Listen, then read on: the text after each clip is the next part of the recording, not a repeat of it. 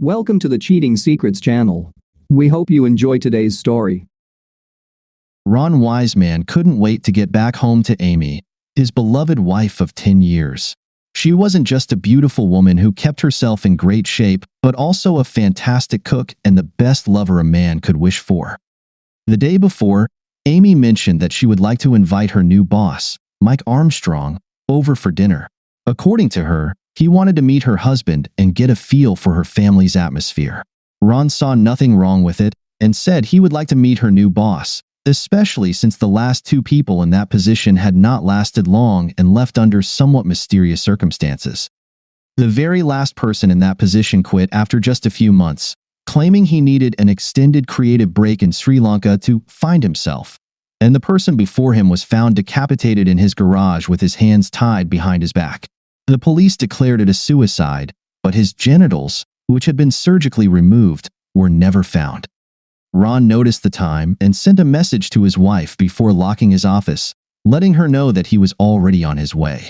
Her response came instantly. "We'll see each other soon. Love you." Ron said goodbye to his secretary and headed home, only stopping to buy a bouquet of roses for his wife. He enjoyed doing things like that to surprise her, and she loved receiving tokens of his love. She also liked thanking him for small gifts. Ron turned onto the driveway leading to his house, noticing a black Mercedes parked by the curb in front of his home. At least this person had the sense to stay away from my driveway, Ron thought to himself. He entered the house and saw a well-dressed man in his mid-40s sitting on the couch. Ron sized him up. He was quite tall, appeared to be in good shape, with a hint of gray at his temples. He was cleanly shaven, and there was a perpetual smirk playing on his face. He stood up with a crooked smile as Ron entered the room and extended his hand. Ron shook it before apologizing.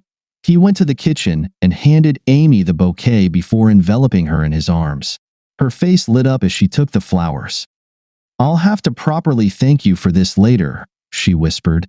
Ron kissed his wife's pretty face, placing his hand on her backside.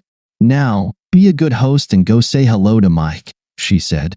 Ron kissed her again and returned to the living room. He approached his bar with drinks and offered Mike a glass of whiskey, which he accepted. The two men sat in the living room after Ron poured the drinks. "You've got quite a wife," Mike remarked, his smirk becoming even more noticeable. "I have to agree," Ron said. "She's the meaning of my life." "Then I suppose you'll understand why I'm about to tell you what I'm going to do," said Mike. "Really?" Ron asked. "What is it?" "I'm going to fuck your pretty wife," Mike said. "She'll enjoy it, and you'll watch." "Hold that thought for a second," Ron said. "I'll be right back." He walked into the kitchen. "I'm going to show Mike around a bit," he said. "We'll be back soon." Amy gave him a knowing look. "Don't be long, dear," she said. "Dinner will be ready in about 15 or 20 minutes. "Great," Ron said. He returned to the front room. "I hope you didn't tell your wife what I said," Mike said. Ron shook his head. No, said Ron. "Let's go to my cave, okay?" he said, gesturing for Mike to follow him. Mike stood up and followed Ron into his office, also known as his personal man cave. Mike looked around at what adorned the walls. In addition to photos on the wall, there were several official commendations, medals, knives, and guns, as well as a few swords. "So, you're planning to fuck my wife, huh?" Ron asked. Mike nodded. "Yes, I am," he said, grinning. "Do you have a problem with that?" "I take it my wife never told you about me," Ron said. "She told me you're an accountant who does research for some special operations group," he said. "Yes," said Ron, "that's true. I am a certified accountant, and yes, I do work for a combined federal and private operations group, but I haven't always been an accountant." "Oh?" said Mike. Ron pointed to the items on the wall. "You know, I used to serve in the military. Back then, I was a scout sniper," Ron said. "Most of my 150 confirmed sniper kills were at distances of 300 to 600 meters, but I successfully hit targets at up to 1,200 meters. That's over a kilometer, and at that distance, you'll never hear the shot. 1 second you're alive and breathing, and the next, you're dead." He pulled out a drawer from his desk and ran his hands over his knife collection. Mike was getting uncomfortable by this point, and it got worse when Ron pulled out a very large knife. "I'm also quite fond of close-range kills," he said, holding the sharp blade so Mike could see it. "There's nothing like seeing your enemy take their last breath up close and personal." Mike's face went pale, and his smirk disappeared. "Listen, Ron, this is nothing personal," Mike muttered. "Oh, but it is personal, Mike," said Ron. "You just told me you're going to fuck my wife and expect me to watch. That makes it very personal for me. I just want you to know what you're risking. You see, I believe in the old saying that an ounce of prevention is worth a pound of cure. I'm sure you understand." He glanced at his watch. "Oh, I think dinner will be ready soon. We'd better head back," he said. Mike nodded and watched in horror as Ron threw a knife at a thick target on the far wall. The knife hit dead center before embedding halfway. "I like to practice," Ron said to Mike, who was now pale as ash. They made their way to the dining room, where Amy had set the table for three, placing the bouquet Ron had brought home in the center. As always, she seated Ron at the head of the table, Mike to his left, and herself to his right. They sat down, and Ron took Amy's hand. He extended his hand to Mike. "We like to say a prayer before meals," he said. Mike cautiously took Ron's hand. Amy and Ron bowed their heads and closed their eyes. Mike followed suit, unsure of what to expect. "Lord," said Ron, "thank you for this food we're about to eat. Thank you for your many blessings on our home and family. May you continue to bless us with your wisdom and grace. Amen." "I hope everyone enjoys this," said Amy, uncovering the plates to reveal juicy Cornish hen, one of Ron's favorite dishes. "I started cooking it on a slow fire this morning." "It's delightful, dear," said Ron, taking a big bite. "Don't you agree, Mike?" Mike nervously nodded in agreement.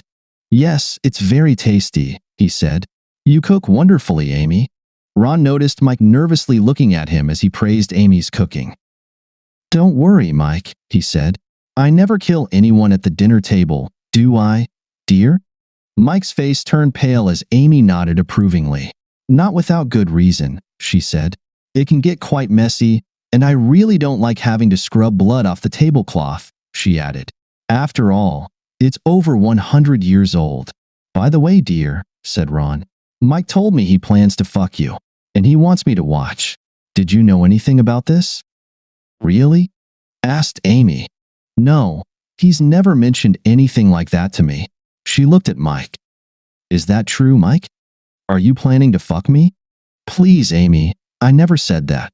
"Maybe your husband misunderstood me," said Mike, shaking his head. Ron pulled out a tiny digital recorder and pressed the button. "I'm going to fuck your pretty wife," Mike's voice said. "She'll enjoy it, and you'll watch." Mike's face reddened as Amy shook her head. "What's gotten into you?" asked Amy. "We welcome you into our home, feed you, offer our hospitality, and this is how you repay us?" "Please," said Mike. "It was just a joke. I was just kidding."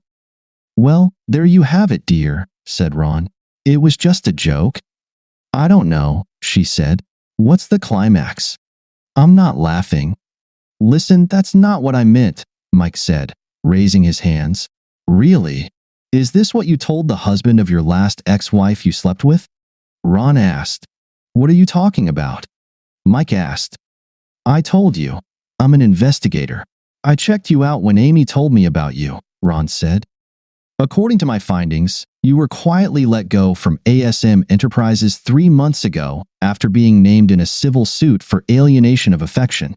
The man who filed that suit was the husband of the woman you were involved with, who divorced him after catching you both naked in a hotel room." Mike looked down at his plate. "Is that true?" Amy asked Mike. "Yes," Mike said quietly. "I did something I'm not proud of, but it's all in the past." "Speaking of the past," Ron said, "I also found out that Mike's ex-wife got so tired of his infidelity that she joined a group called the Marriage Mutual Assurance Society, or MMAS. Isn't that right, Mike?" "Yes, it's true," he said. "I even saw the video recording of the punishment she was going to impose on him," Ron told Amy. "Actually, quite cruel. I would have thought that would make you change your ways, but it didn't, did it, Mike?" Mike looked at him in shock. How do you know about this? He asked. It was supposed to stay secret. Mike, said Ron, shaking his head. I told you. I'm an investigator. I have access to information you wouldn't believe. It was my task force that stood up for your wife on her behalf. Don't you remember? Ron looked at Amy. After we contacted his wife, she agreed to give him a choice. Either he accepts the punishment and stays in the marriage, or agrees to a fair divorce settlement. I think he didn't want that humiliation, so he agreed to the divorce. Ron looked back at Mike. You know, you really dodged a bullet with that one, he said. What punishment was she going to impose on him? Asked Amy. That's cruel, Ron said. They would tie Mike up and brutally beat his balls off. They would have made him watch his wife have sex with several men and then made him drink the juices of those men out of her. She would have branded him and used him as her pony. Not a pretty sight. Amy said. Branded, huh? Yeah, said Ron. Right on his ass. Slowly. Mike grimaced at the memory. And your group saved his ass? Amy asked. Ron nodded. Unfortunately. Clearly, he didn't learn his lesson, Ron said. Maybe we should teach him that lesson, Amy said. Here, tonight. Ron nodded. Perhaps you stumbled upon something, dear, he said. He looked at Mike, who was shaking his head vigorously. No, please, don't do this, he pleaded, shifting his gaze from Ron to Amy. Why not? Ron asked. Obviously, you didn't get the message before. Maybe we should teach you that it's not okay to sleep other men's wives. I still have your ex-wife's number. Perhaps we should invite her over to help teach you a lesson? And I have plenty of things I can use to inflict a lot of pain on you, Ron said, looking at Amy. You know, I still have that knife-throwing board in the basement, he said. What are you talking about? Mike said, you know, one of those moving boards used in knife-throwing art. You must have seen them. They sometimes strap a half-naked assistant to the board, and the thrower has to get the knives as close as possible without hitting her. I think it's called the Wheel of Death. We could strip Mike naked, tie him spread eagle to the board, and see how close we can get to his balls without cutting them off, he said. He looked at Mike. Wouldn't that be fun? He asked. You know, Amy is pretty good at throwing knives too, but not as good as me.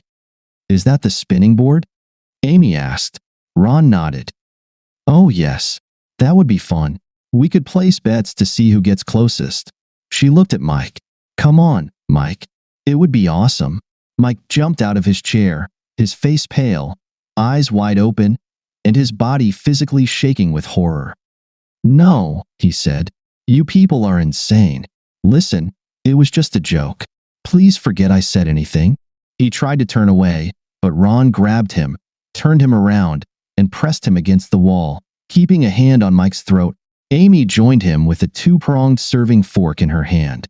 Sorry, buddy, we're not joking, Ron said. Please, pleaded Mike. What do I have to do to make this stop? It's simple, Ron said. From now on, you'll forget any thought of sleeping with my wife or any other wife, except your own. You'll embody professionalism. No more working late, and certainly no more business trips out of town with Amy if I'm not there. And you'll treat every woman with the respect she deserves. And that's it? Mike asked. Ron nodded. Yes, for the most part, Ron said. Just know that I'll be watching. And if you mess up, you'll pay the price you should have paid a long time ago. Got it? Mike nodded. Good. Now, do you have something to say to us? Mike nodded again. I'm sorry. Truly, I am. I'll never do anything like that again with anyone, he said. Please accept my apologies and forgive me. Ron looked at his wife. What do you think, dear? He asked. Should we forgive him? Well, dear, she said, we truly believe in forgiveness. So yes, this time we'll forgive him. Ron loosened his grip on Mike's throat. He looked at his wife. So, what do we have for dessert? He asked. I made a really delicious cheesecake, she said. Boys, would you like a slice? Ron looked at Mike, who was shaking with horror. Well, how about dessert? He asked Mike, who shook his head. No, thank you, he said. I really need to go home. Ron noticed Amy looking at Mike's pants and glanced down. He saw a wet spot on Mike's crotch and shook his head. Yeah, I understand why you needed to go home, Ron said, noticing the smell coming from Mike's pants. Go on, get out of here. And remember what I said. I will, Mike said, heading towards the front door. They both noticed the wet spot at the back of his pants as he made his way out. Can you believe he actually shit his pants? Ron asked. Yeah, disgusting, isn't it? Amy responded. And he actually thought he'd fuck me. Maybe I should bring him a box of chocolates tomorrow. Ron laughed. Hearing screeching tires, Ron turned to his pretty wife. Oh God, I'm so damn turned on for you right now, she said, taking off her panties. She ripped off her dress and sat on the table where Mike had just been sitting, pushing his plate aside. She spread her legs wide and took off her bra. Take me, right here and now, she said. Ron lowered his pants and approached her. Do you think this cheesecake will last until tomorrow? Ron asked. Amy nodded. Oh yes, she said. Let's clean up this mess and then finish dessert upstairs, okay? Author's note. In 2013, a decapitated man with tied hands and feet was found in his garage. Tulsa, Oklahoma police confirmed it as a suicide but didn't provide details, hinting that the man had hanged himself. Thank you for being with us and listening until the end.